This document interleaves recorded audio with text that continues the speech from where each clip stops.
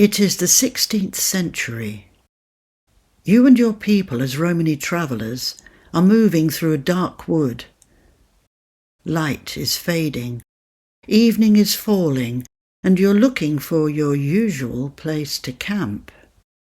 Twilight, like dawn, is a time of day when spirits are known to cross veils of worlds, and although people welcome you, do you remain focused on the spirits or on the people? Do you guard yourself against any spirits from the other world that might cause you and your people harm, which you've been doing for hundreds of years? Or do you remain quiet and undetected? In other words, do you stop using your ancient bells? In 16th century England, Egyptians, otherwise known as Romani Gypsies, were banned from entering the country. The amended Egyptian Act under Mary I made it a capital offence to be a gypsy, punishable by death. And yet we are still here. When I hear people speaking about bells in the medieval period used for animals so that they can recognise where their flock is or something that's strayed away, they can pull it back because they can hear it in the distance. Rarely do they speak about bells used for scaring away evil influences.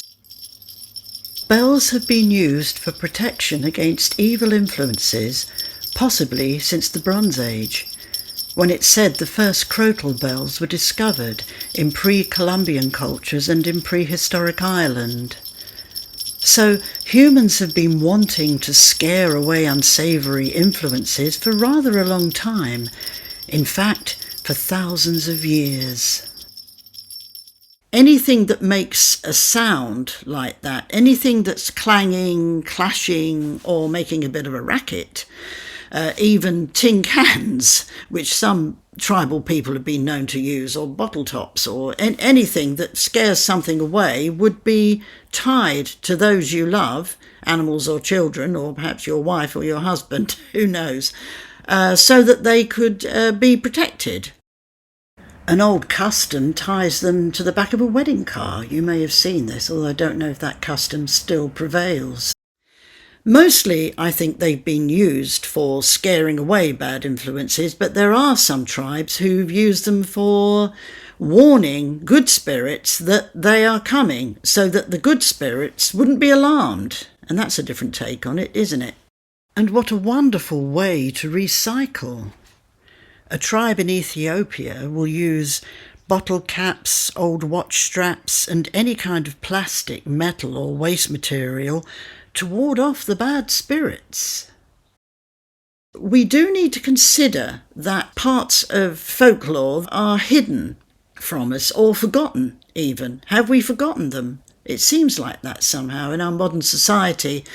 We don't seem to have a need for using bells when we're walking along the street. Now, when I use bells as a Shavano, I use these bells. Now these are very light sounding, they're very little bells. They're attached to a piece of a linden tree, which we used to have in our garden when we lived in the southeast of England. The red wool is for luck, but the bells are designed to ward off any strange influences that might be lurking around when I'm conducting a ritual or something like that. Bells have been tied to a variety of people, animal, birds and objects over the past few hundred years, including coffins. Coffins? The deceased would have a rope attached to their wrist or hand, which would travel up to a bell above ground, which would be rung if the deceased happened to still be alive. Should thou pass by this earthen mound and hear the peal of a ringer's sound, summon a gravedigger that I may be found before I perish beneath this ground. I think we'll have something a bit more cheerful now. Morris dancers have always used bells. I think the Morris word comes from Moorish, but they certainly liven anything up, and what a wonderful way to keep the evil spirits away than to dance with all your bells jingling. Church bells. I like not to hear them.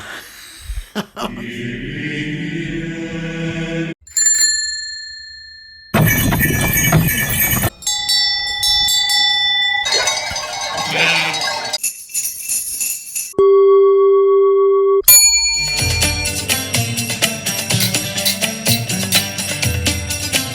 dancer may wear up to 100 bells on each foot.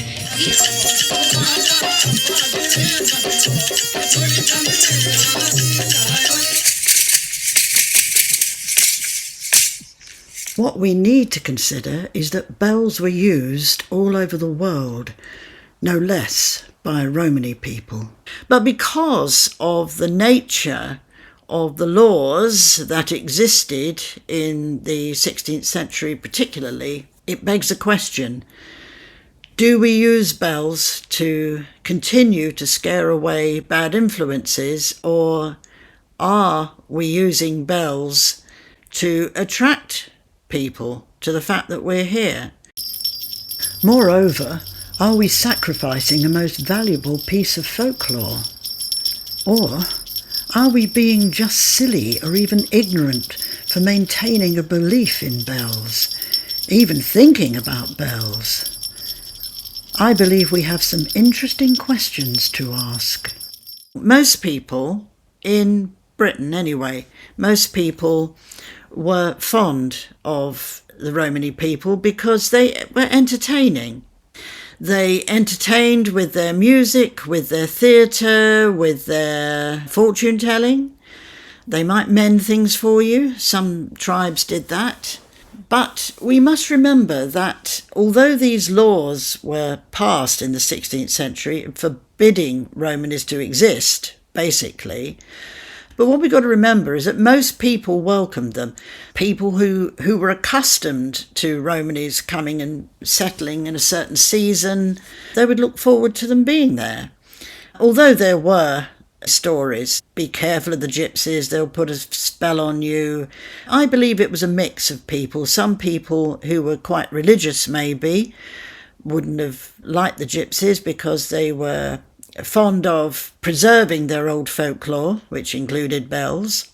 And some of the gypsies, even, as I've said in some of my novels, pretended to be Christians. They pretended to be pilgrims because then it kept everybody happy. But generally, we have to understand that gypsies came up through the ages, so they must have existed somehow, some way, being hidden away in the woodlands. And I think they just played it very carefully. After all, I wouldn't be here if they hadn't done that. And a lot of people who might be watching this who have Romani blood or Romani connections in some family way, their ancestors would have made it through the ages. And who knows, they might have made it through the ages through using the bells. These little bells, or crotal bells, or some kind of bells. Bells have played such a part in our history, such a big part of our folklore, whether we are Romani or not. And I think one reason why I wanted to talk about them is because of the fact that they are left out of history quite a lot. We had a very, very different mindset a few hundred years ago. Most people had a different mindset. So you would do things for luck. You would carry charms for luck. You would, as we did, use red wool for luck. You wanted to protect yourself and those you loved. And that's a good thing to remember, that that's how they were used. And if we are thinking about anything in history at all, then we need to think of luck. Luck was at the top of your list. I must have luck. I must have a lucky journey. I must have a lucky day. I must be lucky. And that's why Romani people went about delivering heather to make you lucky, because they thought heather was lucky in whatever form it came.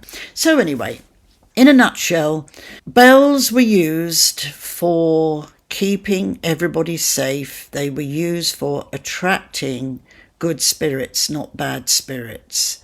And our ancestors may have wanted the luck that we wish for ourselves today. So consider these bells and what a role they played in our past. Thanks for listening.